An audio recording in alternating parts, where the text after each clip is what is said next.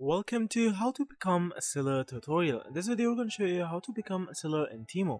So if you found this video useful, please consider subscribing and hit the like button and leave a comment down below.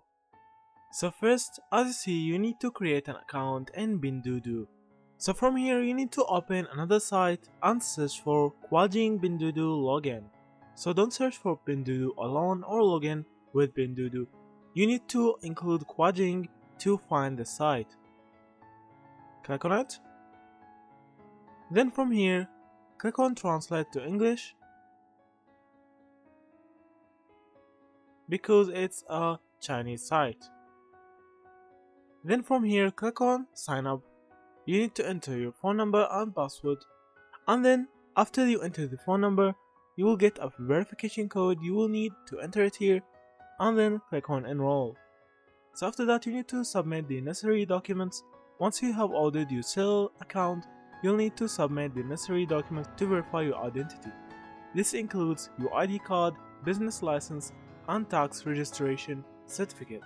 You can upload these documents through the Temu seller portal. Also, you need to fill out your store details.